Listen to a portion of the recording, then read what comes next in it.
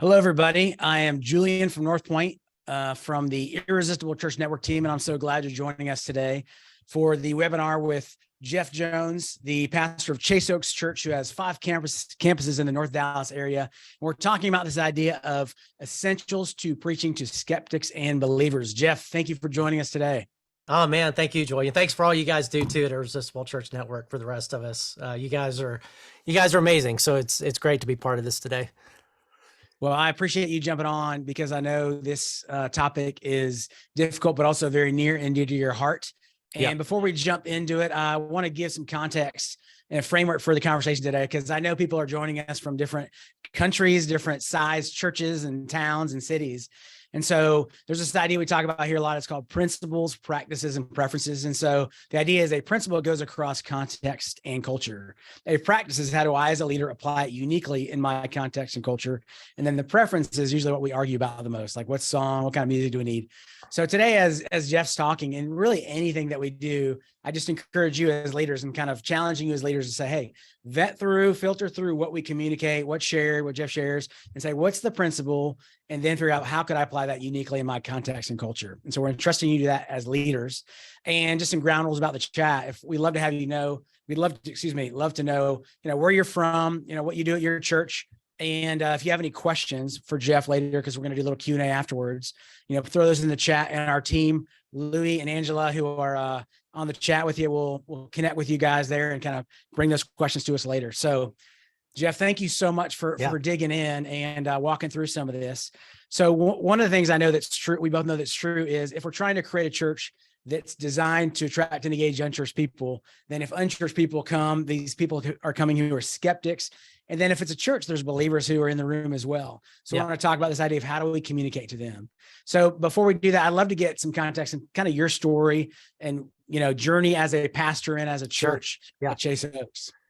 Yeah. So my own story, I grew up in a non-church family. So they were very well-educated, smart family, but and certainly skeptics when it related to Christianity. I became a Christian in junior high, got real involved right away, and ended up doing this career path to do what I do now. And so I think growing up in a home like that I'm very passionate to help lead a church that can reach people like my family. And the cool thing is, because of online church, because they live in Alabama, because of online church, they did come to know Christ through Chase Oaks online over the years. And so I never thought that would happen.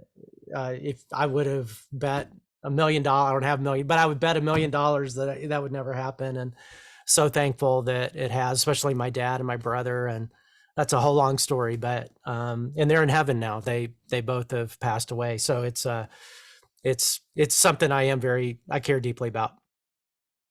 And so in the church. So Chase Oaks is a multi-site church in the Dallas area. And like, I'm sure people who are listening to this exist not just for those who are already here, but for those who have yet to come. And we work really hard, like you do, on how can we do that well. And how can we, anytime a person who doesn't know Jesus or wherever they're coming from, we just think of it as such an incredible, high stakes situation, to make sure that we do everything we can to connect to that person who if we don't, will never come back, not just to our church, but to church at all. And so we're just passionate about reaching people who don't know Christ yet, and are doing what we can and learning all we can to do that. That's why we appreciate you so much. Well, thanks. And so you guys have 5 campuses in the North Dallas area currently. And so you're doing this, and I'm sure people might be on this webinar thinking, all right, well, my church, I've got a few people, or we've just got, we're just starting to grow, we're planting, or we're from a different context. So it could be intimidating. And one of the things that I know to be true is that we all are not perfect. Everybody's got issues. And I want to kind of level set the conversation and just kind of say, Jeff, I know you're not perfect, because I'm not, none of us are. But just in terms of everybody out there, because I know the temptation is to think, hey, it's easy, things are always perfect on the other side of the fence, as the grass is always greener. But so I'd love to see if you would share with us kind of a time where you've either struggled as a communicator there's a pastor in this idea of preaching and communicating, or maybe you failed, because I think that'll give us some freedom to recognize, right, so we're all in process together. Oh man. Yeah. We could do a whole webinar on what not to do and feature Jeff Jones on that. But yeah, when I was, one of my, and this is terrible. Yeah. Everybody's going to sign off after this. It was such a bad mistake. I was a young communicator, but that doesn't matter. So I was trying to share the good news of the gospel, right? It was around Christmas time too. This makes it worse, but and trying to get the heart of the Father in choosing to give his son, as a sacrifice, right? So that's where I was going. Good motive, but we had a situation in our neighborhood, a tragedy in our neighborhood, where a neighbor was leaving for work and backed out of their driveway and didn't know that one of their 2-year-old child was behind the car, and the child died. So how does it get worse than that? And so in my genius, I decided to use that, tell the story, use that as there's nothing more terrible than that. But imagine a father who would do that on purpose. And, and it was really bad. And so when in fact, it was so bad that when just the crowd, you could see it, people were it was just a violation of using that story that way. And even I had a non-church friend there, Derek, where we went to dinner. It's a Friday night service, went to dinner after the service, and we were driving there, and he's like, dude, like, that was too much. Like, I don't know what you're thinking. I'm like, yeah, I get it, and so that was bad. I mean, I was trying to communicate, but boy, that was a big oops. You crossed the line. I think some of us a little bit. Yeah. And I'll quit there, but I could keep going with more, but you've already have enough reasons not to listen to me. So no. Well, the beauty of what I guess I love what we get to do is, as leaders, is we are leading and out of our process and out of our story. And part of the reason I wanted you to talk today is because, one, I know it's a big passion of your heart because of your family and the fact that that you're not there yet, but yet you're still learning, and how do you do this better to reach people. And so as we're creating these churches who are trying to reach those who are far from God, and we're trying to preach, you have skeptics coming, there's believers in the room. So I'd love to talk to you about that. And I asked you, what do you feel like you could share about this? And you said, hey, I feel like there's 3 essentials for when I'm thinking about preaching to a believer and a skeptic that I feel like are super important. So I'd love to dig into that. So for you, what do you feel like is the first essential when you're preaching to believers and skeptics in the room? Yeah.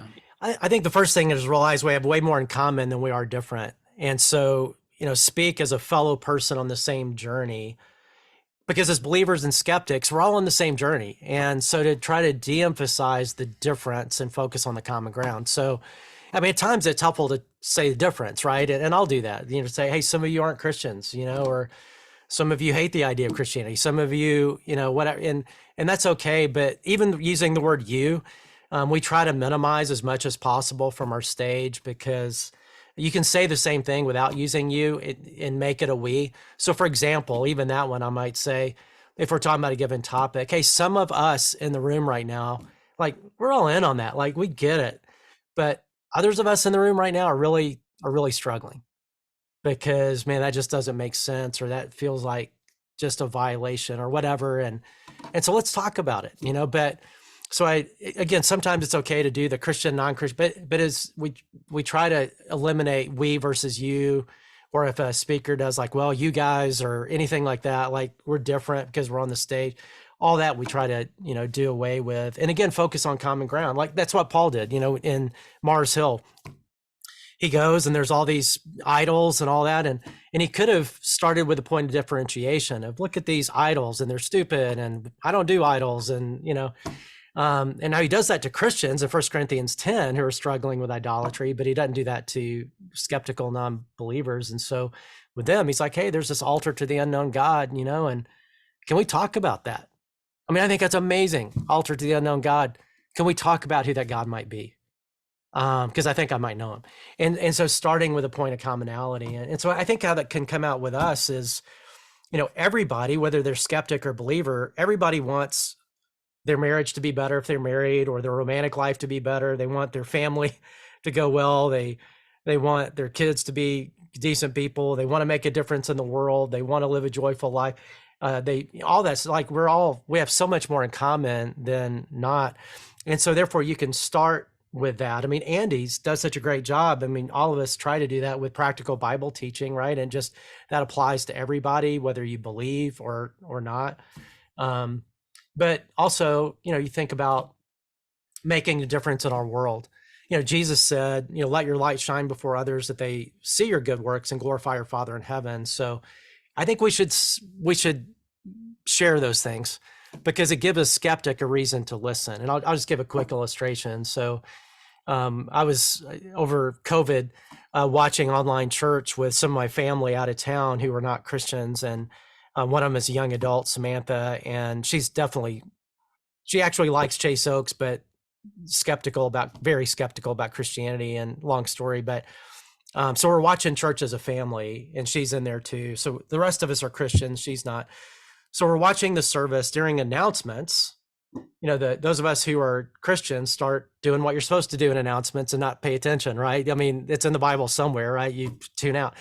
So we started talking, and she had the clicker, and she pauses the clicker and says, "Hey, excuse me, would you guys mind not talking during this part?" And she, we were chastised, or ooh, and then she backed it up to hear the whole announcement thing. And then, so at the end, afterwards, we were getting dinner or lunch together, and I said, "Hey, Sam, talk to me about that a little bit. Like, why are announcements so important to you?" And she said, "Oh, that's my favorite part of the service." And then she could see my expression. She said, "Oh no, I like your part too." When you talk, and said, "That's good too." But announcements are my favorite part because that's when you share what you actually do as a church.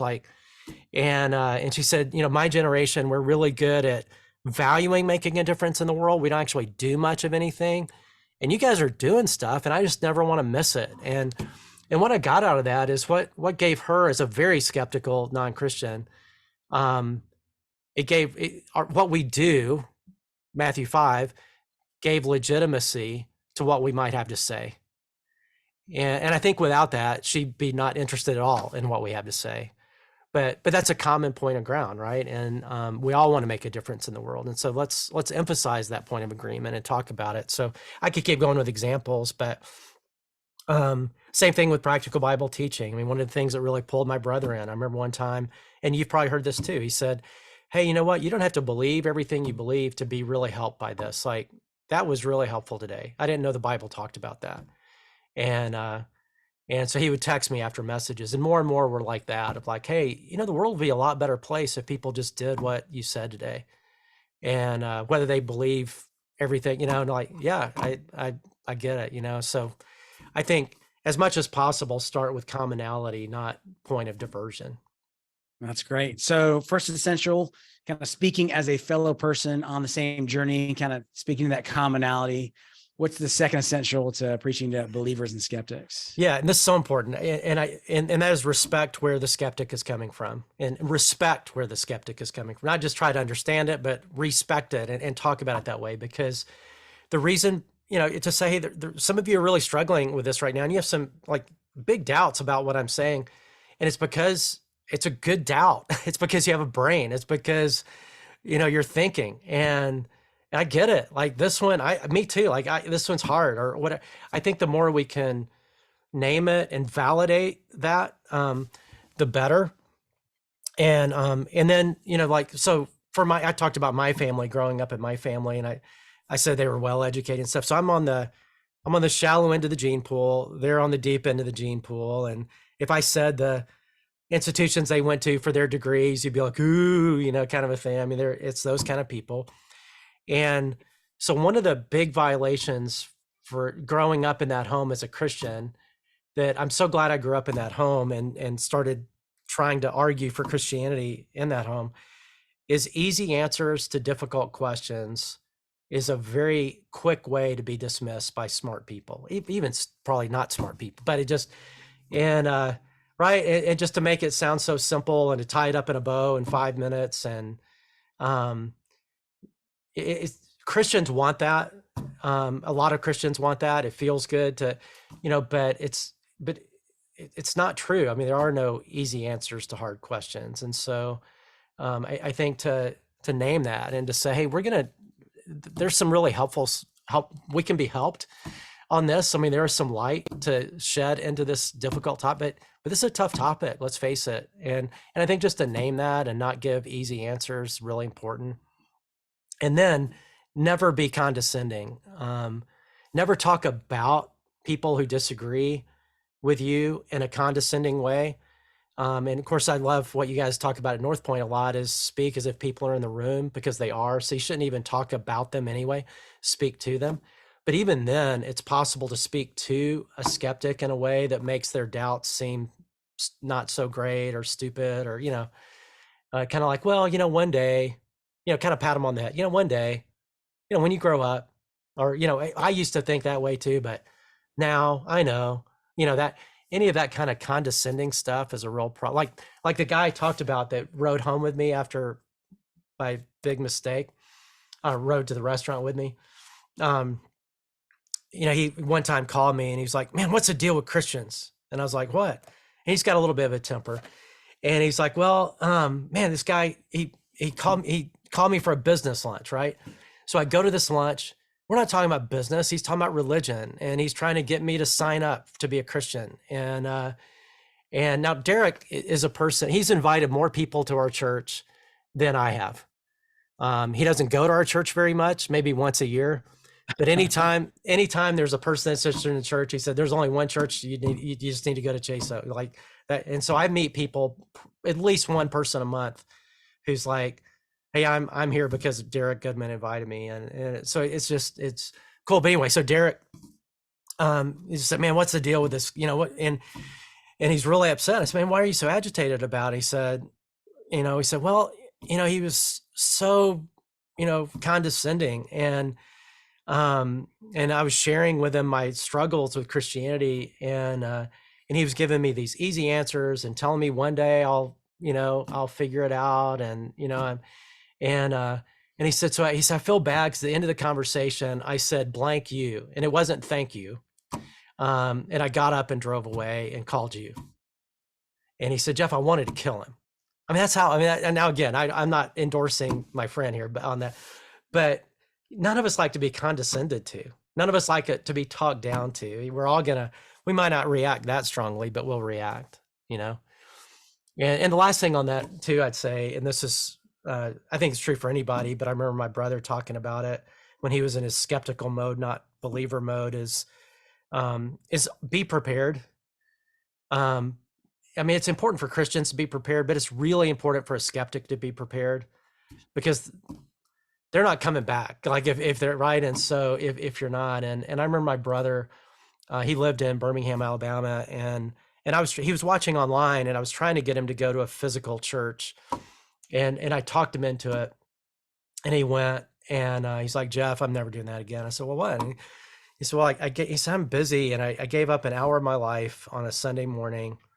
And that guy wasn't prepared. Like, he just wasn't. Like, he kept looking at his notes and, trying to figure out where he's at in his talk. And he's like, man, I give presentations all the time, and I don't show up for a presentation and not be ready. Like, that's just rude to everybody there. And he's like, I'm never going back, and he didn't. I never got him to go to a physical church again. Now, he became a Christian, watched online every week, started a small group eventually in his neighborhood. But yeah, that may seem like an easy, but everybody's so busy, it's easy not to be prepared, because there's a lot to do, especially if you're a church planner, or if you wear lots of hats, think, well, I'll do the best I can. That's one where, you may need to get a bigger team or do whatever to make sure you can be prepared, because you don't get a second shot. In terms of your brother, was it a surprise to you? I think, right? If I remember the story, that you found out that he watched one of your messages and you had no idea he was even engaged at all. Yeah. So my brother would be, I would definitely put him on the list of least likely to ever come to know Christ. Like, he was a very anti-Christianity person and had lots of reasons. Now, he respected me as a person. He's 7 years older, so that impacts us too. But and I sent him, when we were beta testing online church, I just sent him the link thinking he would never watch. But I thought, well, why not? I'll send him the link. And then I started getting these texts. And at first they were about like, hey, you didn't talk about the football game this week, because we're both Alabama guys. Like, you didn't talk about the Alabama game this week. And, which I'll do from time to time. And I'm like, okay, that's interesting. But then they just got more and more significant. And I could tell he's being pulled in more and more. And then we started to have conversations, and yeah, we were doing a capital campaign, and I thought, oh boy, here we go. He's gone. Like, I'm losing him. You see, the church is all about money, and here they're raising all this money, and they want my money and all that. And he called me, he said, hey, Becky and I are going to fly out to Dallas, pick the nicest restaurant in Dallas. We want to take you to dinner because we think an important conversation. I'm like, Steve, are you dying? Are you okay? And no, it's not that. So they fly out for dinner, and he hands me a check for the campaign. And he's like, Jeff, this represents way more than a check for what we're raising money for as a church. He said, for me, when I realized that church is raising money and I needed to think about this, and you said pray, or think, if you're not a Christian, think about it. If you are, pray about it. He said, I had to think about, like, I'm either in or out, and it's okay to be out. Like, I'm just not into Jesus. I'm not into church. I'm out. Or I chose to be in, and Becky had already become a Christian. And he's like, I came to dinner because it's not just giving you a check. I'm just saying I'm in. I'm in with the whole thing. I'm in with Jesus. I'm in with Christianity. Because of that, this is my church. I want to be part of this project.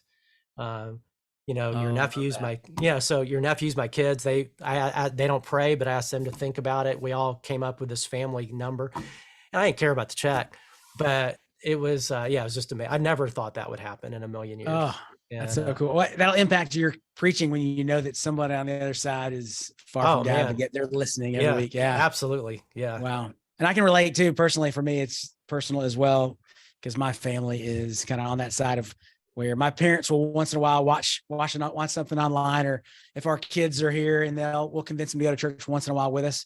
But, I mean, my brother and a lot of my family have never been to church in their life. And so it's like one shot, so. Man, I'll be praying for him. And I hope my story gives you a lot of hope, because super encouraging. That's really encouraging. And last year, about a year and a half ago, he found out he had brain cancer. And actually he never found out. He over a weekend, over a 3-day period, goes into a coma, and he never came out. So he's in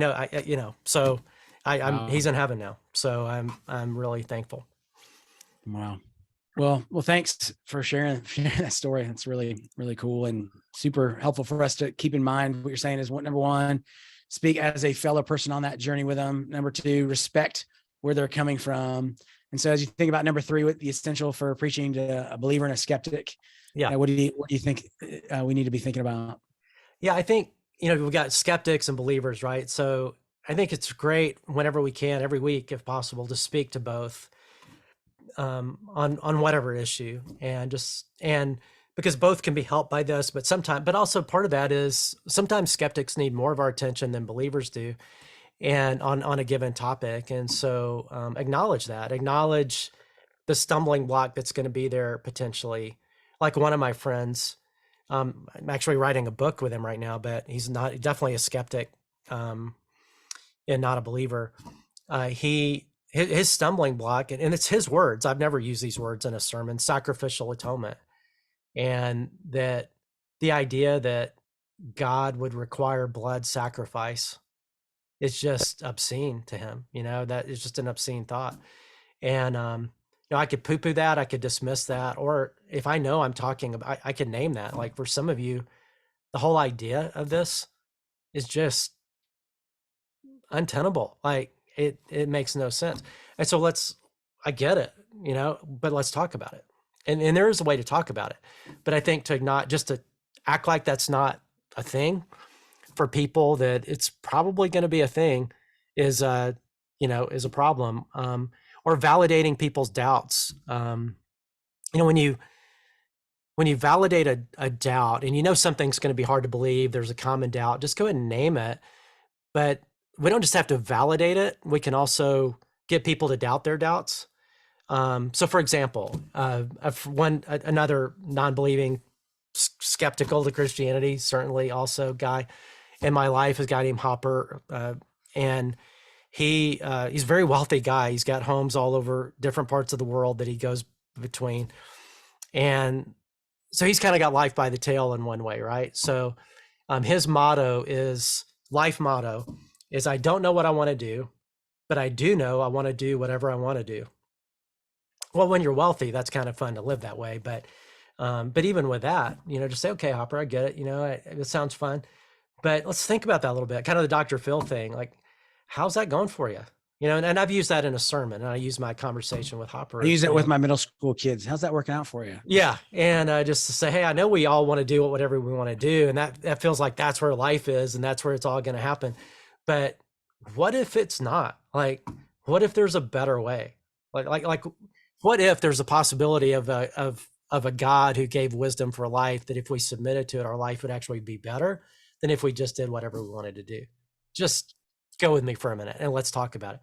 So, and what that does is it names the doubt of, man, I don't want to submit to anybody, but it also gets people to doubt their doubt of, maybe just doing what I want to do is not working out as good as it could.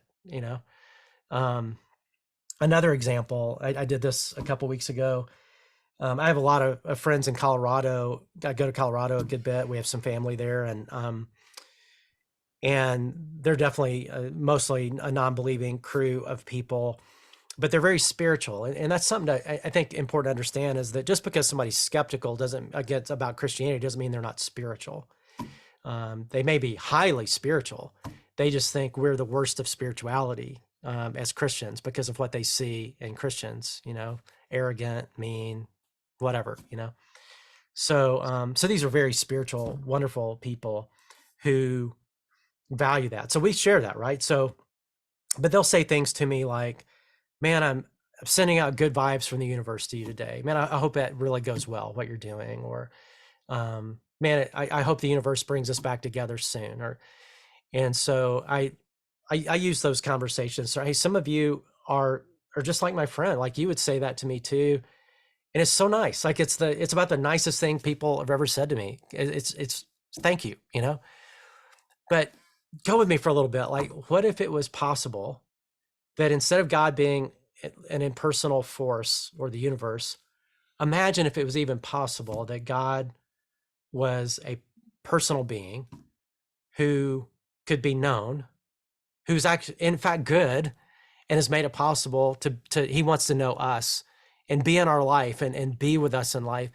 And we could actually talk to him. Like, imagine if that was possible, the hope that would bring. I know it's a lot, like that's a big leap to think about, but man, why not today? Let's just go there a little bit and think about what that would be. I was in a series on the names of God, and I was talking about the God who is there, Yahweh, I am who I am, and what that means. And God being a personal God who exists, which for a Christian, it's like, duh, I know that already. But for a skeptic who's like, well, that's actually a pretty big thing to take in, and then is it possible that God is a personal being that can be known? Well, that's pretty massive. And so anyway, you can start there too. So, like I think with the sacrificial atonement thing, I think a great way to talk to Dwight, or I shouldn't, I guess you don't know.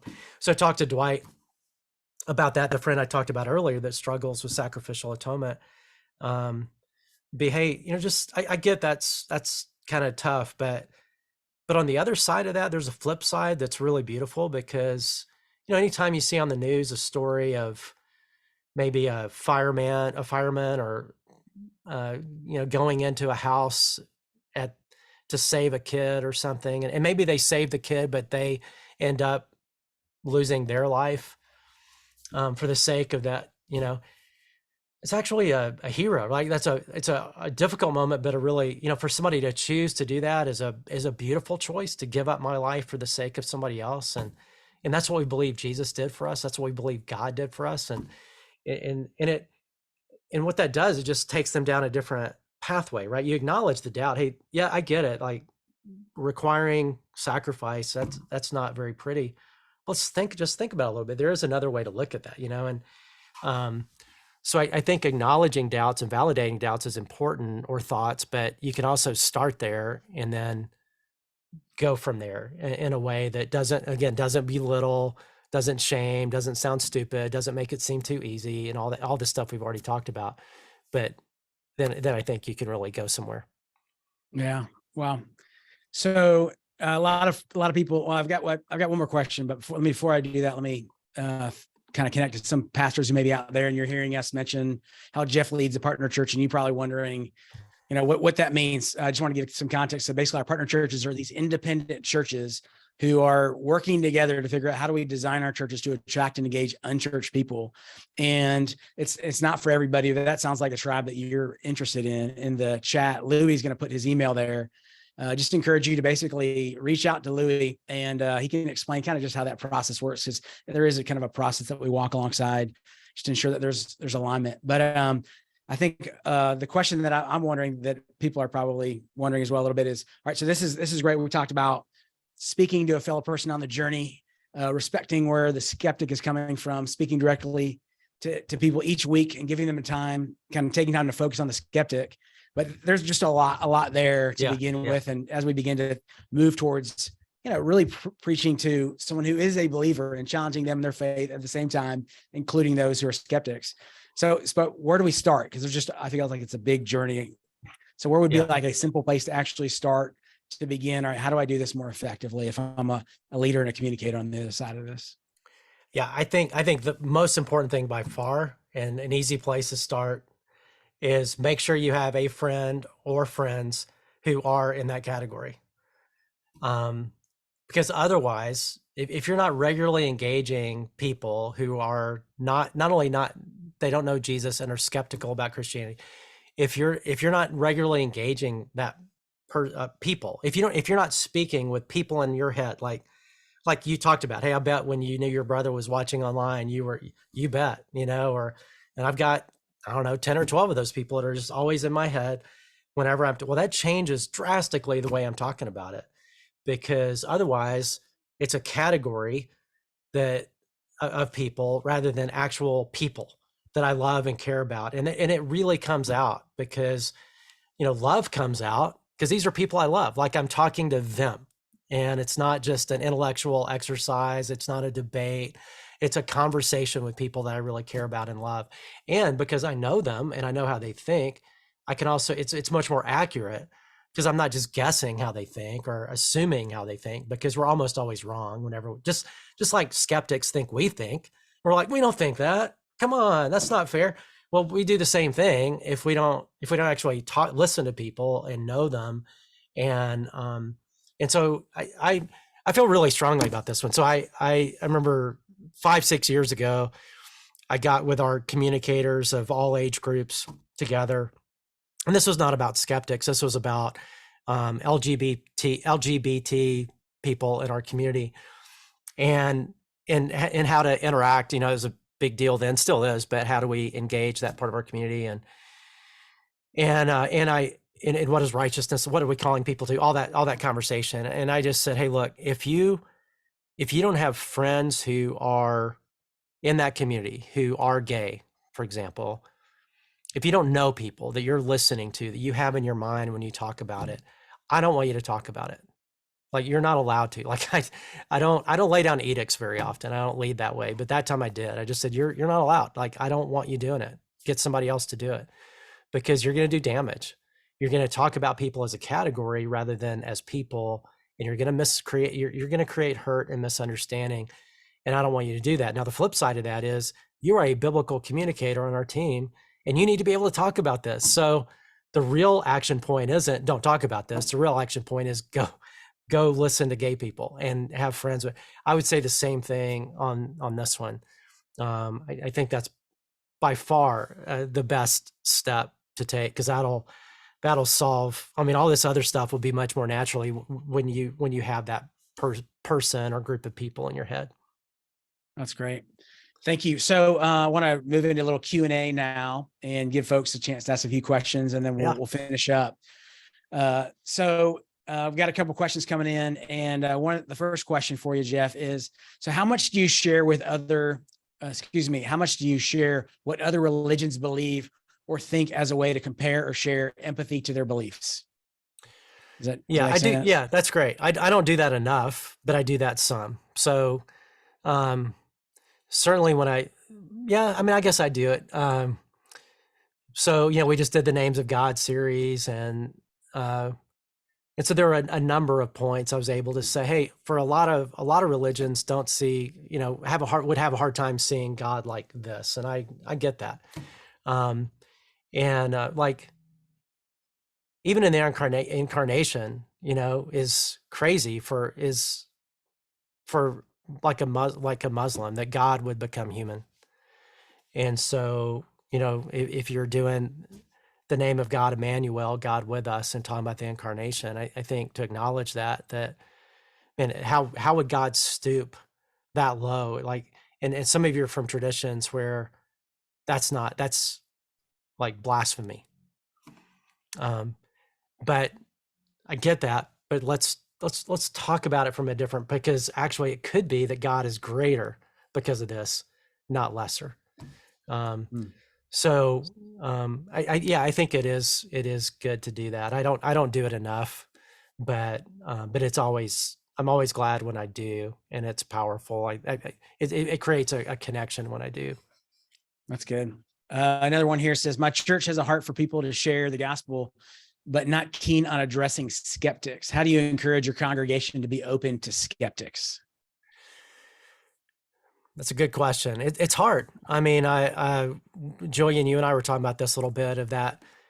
Um, Believers don't, especially if people are already if they're not just believers, like people in the Christian bubble, like way over on the right, if you're, um, and probably with the camera right would be this way. I don't know. But anyway, if you whatever the right is, as you're looking at this, um, they really don't want you doing that, because to listen to a point of view that disagrees feels like you're agreeing with it, or watering down truth or something like that.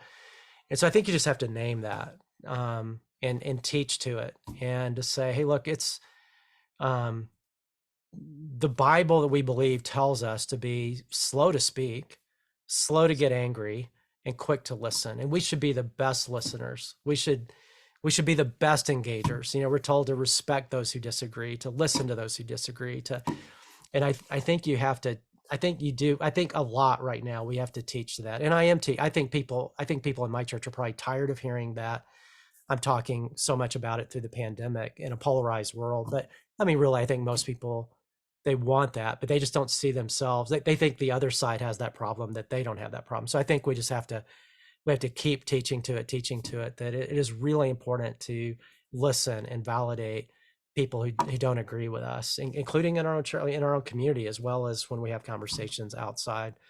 And the good news is when you do that, you kind of you're modeling for your church how to have those kind of conversations when you speak to people directly that way too, so that, I think over time they'll appreciate it, but Yeah. you do have to, do you have to break that ice a little bit. I think your idea of knowing somebody and making it personal is critical, because that's where your curiosity and love comes from. And if we're not, as you're saying, if you're not curious, if you don't have that connect, then it's very difficult to have the Yeah. desire to communicate in I a way love that's that. healthy. So what does an easy answer to a hard question look like?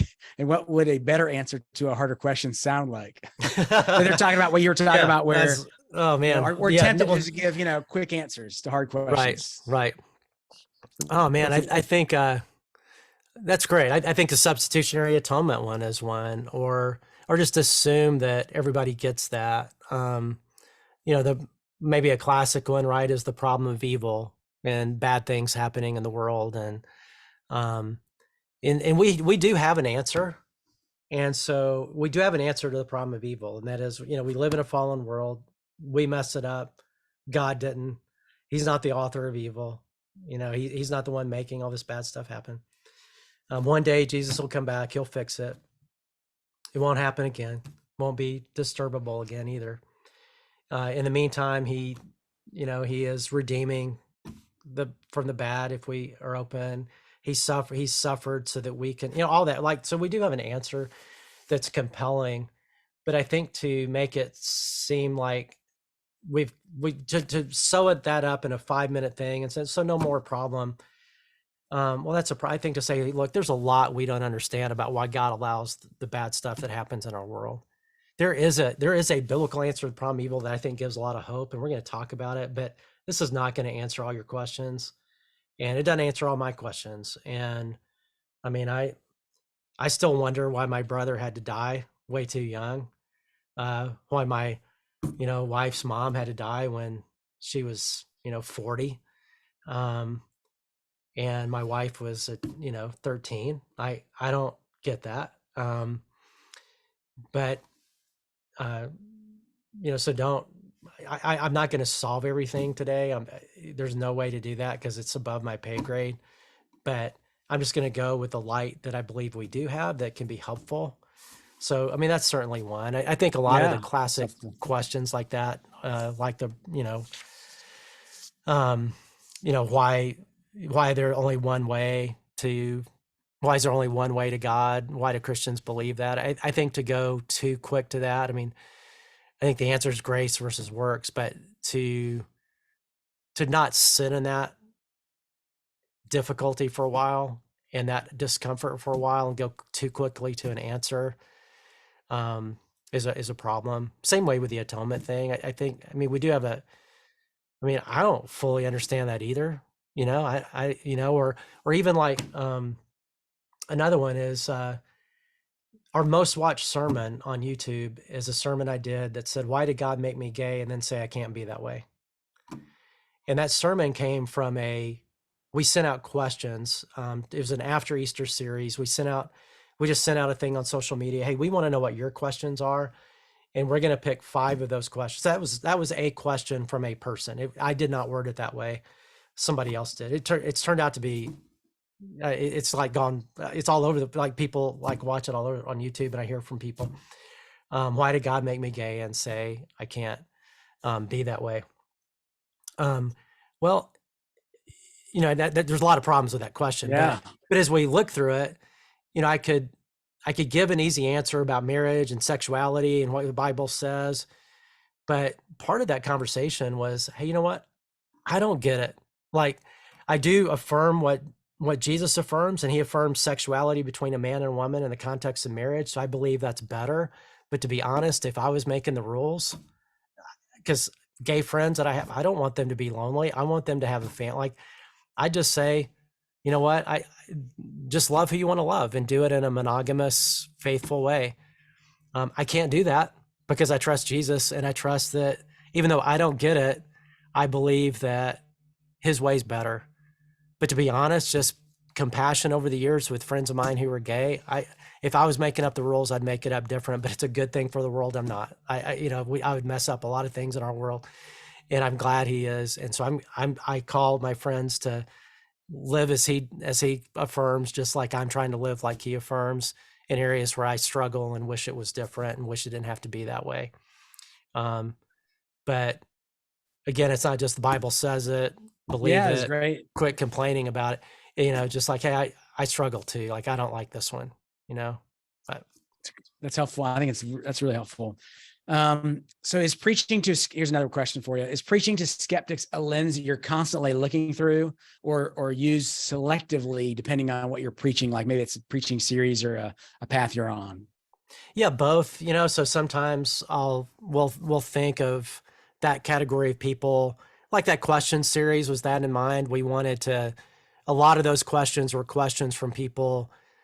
We tilted that series not to just believer questions, like how can I get more out of the Bible as a believer or something. I mean, we could have done that, but we pulled the other kinds of questions about that, like how can why is there only one way to why do you think there's only one way to know God?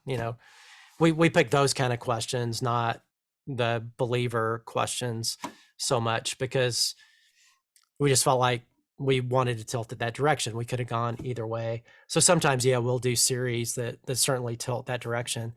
But yeah, always I try to, sometimes I'll even literally close my eyes when I'm manuscripting a sermon and just think about the crowd and I'll think about different faces in that crowd that I know who are coming from, longtime believer, high school kid, skeptical friend who's not a believer, and how would they come at this? And that's just really, it's always helpful for me to make myself stop and do that and think, man, that high school kid is not gonna be that interested in what I'm talking about, or that, right, if I do it the way I'm doing it, or I'm gonna miss this if I don't talk about that. So I try to do that, every time I do a manuscript. So it's a little bit of both. It's every week, but yet there's targeted specific messages and series. Yeah, we'll tilt it one way or another. So sometimes we'll have a more believer series, more, along the continuum, right. and I'll think about each of the, but yeah. Okay. Well, so one more question, I think, and then we'll probably wrap up. And this, I don't know if this is if you able to talk about this or not, but someone said, "What's the topic or name of the book that you're writing with your non-believing friend?" I think that was very intriguing. So yeah. Yeah, so I'm writing a book called Rebranding Christianity. I don't know what's going to be called, but it's on rebranding Christianity in America, and it's just looking at, hey, if the Christian brand is, love,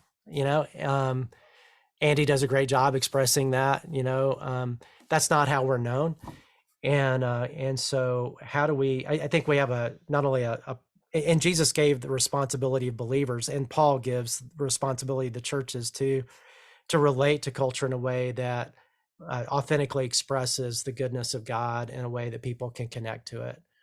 And if we're not doing that, if that's not the way we perceive, Christianity is a brand.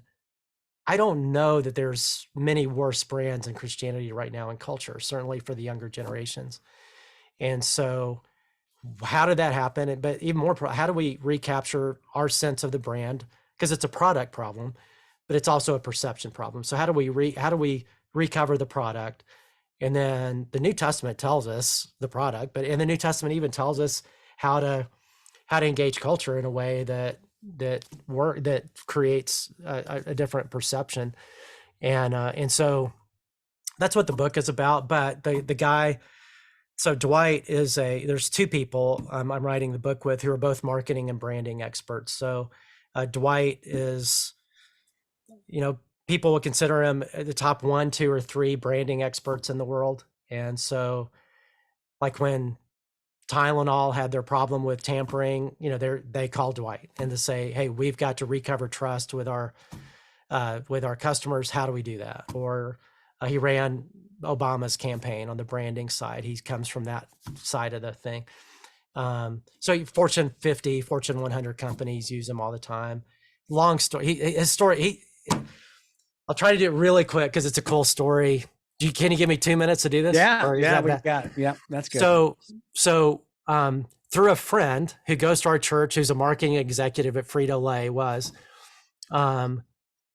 I knew he's a branding expert. So I said, hey, would he ever help? This was 5-6 years ago, this problem. So I said, would he ever help? Would just be open to talking and maybe even help us rebrand Christianity in our own community to people who think we're ridiculous or terrible or whatever. How can we, I'd be fascinated to do that. I know I couldn't pay him I couldn't afford him, but so he comes, takes us out to dinner. He lives in Seattle, takes us out to dinner, and I give him the problem and ask him, would he help? And he said, well, let me think about it and I'll get back with you. Well, he does another trip just to talk. We go to the same restaurant and now he's all animated. He was kind of very unanimated the first conversation. And he's like, Jeff, I got to tell you, what I thought I was going to tell you is, sorry, I can't work with you because it would not be a fit. And what would have been underneath that would be, I believe it would be immoral to work with you because I know how to give influence to people and you're the worst kind of people. An evangelical church in Dallas, Texas, there's no way. It'd be immoral for me, unethical for me to make people who are making our world worse to give you a platform. No way would I do that. So I was in the conversation because I respect Mike, who goes to your church. So that made me, I respect him as much as I do any human being. But he said, so I vetted your organization. We looked at what you do in the community, had no idea. And we looked at what you said. And he said, there was one sermon, I was talking about the stewardship of power and how power is always given, not for us, but for those who don't have it. And to, so that conversation. He was like, it blew me away. Like I was in tears. I was thinking, there's no way there's an evangelical church in Dallas, Texas that's having that conversation with their congregation. And he said, I've told all my progressive friends about there's this church and they don't believe me. They literally don't believe me. And so he said, I know that it would give the world, he said, nobody outside your little bubble knows that people like you exist who are Christians. And I think it would give the world a lot of hope if they did. So I want to help you, and so we've been, doing stuff together. But then he's a national branding guy. So he's like, why are you thinking about Dallas? Why are you thinking about your community? Let's think nationally. Come on, let's think big. Like, okay. So that's Dwight's story. And yeah, the book comes out in August and I'm writing it now, and act interested to give me motivation. You can lie to me if you have to, because I've got to get it in by the end of the year. No, I don't know. I love it. I just think everybody who knows somebody who doesn't know Jesus would love to have a book to help to them to connect to their Heavenly Father. It's really cool. Yeah. How do we make that impactful in our community? Rebrand it. Love it. Well, thank you so much, Jeff, for sharing today, and the idea of how do we preach to skeptics and believers, and the essentials that you shared. Just super helpful. And thank you, everybody, for joining us today. I know everybody's coming from different countries. Some of you are up late, different cities and sizes of churches, and we're all trying to learn this together. So thank you for being a part of it today. And part of the Irresistible Church Network is like, how do we help each other design churches that are attract and engage unchurched people? That's really what this network is about. So thanks for being a part of that. And just signing off from the Irresistible Church Network. And I hope you guys have a great day. Thank you very much. Thanks, Julian. Thanks, Jeff. Appreciate it.